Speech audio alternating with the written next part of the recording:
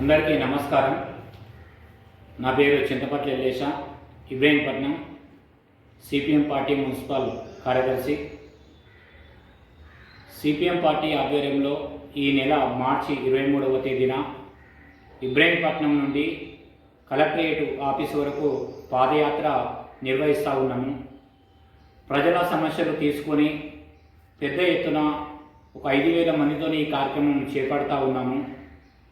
కాబట్టి ఈ ప్రాంతంలో ఉన్నటువంటి ప్రజల సమస్యలు ఇబ్రహీంపట్నం కానీ, యాచారం కానీ, కందుకూరు కానీ, మంచాల కానీ, హైత్నార్ కానీ, మెట్టు కానీ ఈ ప్రాంతంలో ఉన్నటువంటి ప్రజల సమస్యలు తీసుకొని ఈ కార్యక్రమం చేపడతా ఉన్నాము.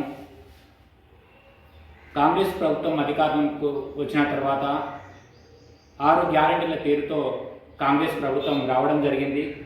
6 గ్యారెంటీలు కూడా ఇవ్వడం లేదు. అదేవిధంగా రైతు భరోసా అనేది చెప్పింది, ఇప్పటి వరకు రైతు భరోసా కూడా ఇవ్వడం లేదు.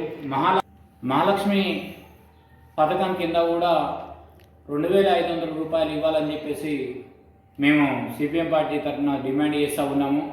అదేవిధంగా ఈ ప్రాంతంలో ఉన్నటువంటి భూ సమస్యలు, ప్రజలకు అనేక రకాలుగా భూ సమస్యలు ఉన్నాయి. ప్రభుత్వము ఈరోజు కార్పొరేషన్లకు కూడా ఈరోజు కాంగ్రెస్ ప్రభుత్వం 400 ఎకరాల భూములు కూడా వాళ్ళకు బదలాయిస్తూ ఉంది.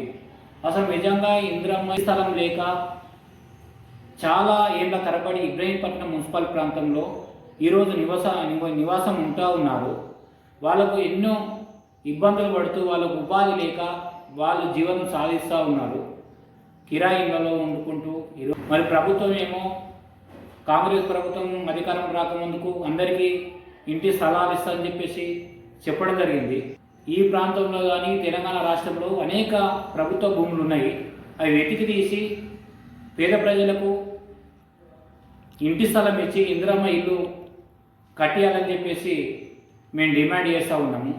అదేవిధంగా ఇబ్రహీంపట్నం మున్సిపాలిటీలో ఈరోజు చూసినట్లయితే ఇక్కడ అనేక ఇండస్ట్రీలు కూడా ఏర్పడ్డాయి. ఇక్కడ చాలామంది ఉపాధి పని లేక ఉపాధి కోల్పోయారు. ఇక్కడ పనులలో కూడా బయటి కార్మికుల్ని తీసుకోవడం జరుగుతుంది. ఇబ్రహీంపట్నంలో 1,000 మంది యువతకు ఈరోజు ఈ కంపెనీలలో అవకాశం ఇచ్చినట్టయితే ప్రభుత్వము అసలుగా ఉపాధి కల్పించాలి. కాబట్టి మార్చి 23వ తారీఖున పెద్ద ఎత్తున పాదయాత్ర కార్యక్రమం ఉంటుంది. కాబట్టి 5,000 మంది ఈ పాదయాత్రలో పాల్గొంటారు.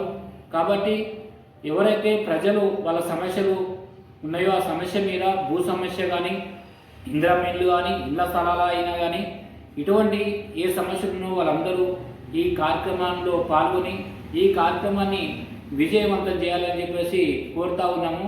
అదేవిధంగా ఈ ప్రాంతంలో ఇబ్రహీంపట్నంలో ఖానాపూర్లో ప్రభుత్వ భూమి ఉంది, వినోబనగర్లో ప్రభుత్వ భూమి ఉంది, ఇక్కడ సీతారాంపేటలో ప్రభుత్వ భూమి ఉంది.